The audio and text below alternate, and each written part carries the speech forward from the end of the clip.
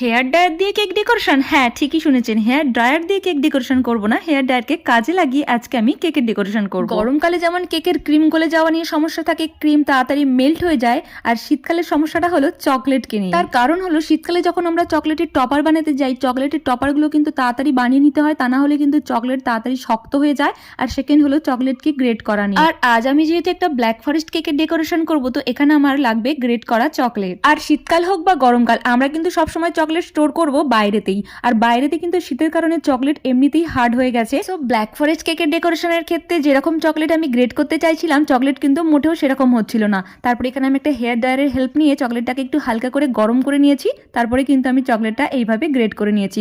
খুব সুন্দরভাবে কিন্তু চকলেটটা আমার গ্রেট হয়ে গেছে। তাই চকলেট গ্রেট করা নিয়ে সমস্যা থাকলে আপনারাও চাইলে কিন্তু এই ট্রিক্সটা ফলো করতে পারেন। আর এইরকম টিপস এন্ড ট্রিক্স পেতে আমার চ্যানেলটা সাবস্ক্রাইব করার অনুরোধ রইল। দেখা হচ্ছে নেক্সট ভিডিওতে।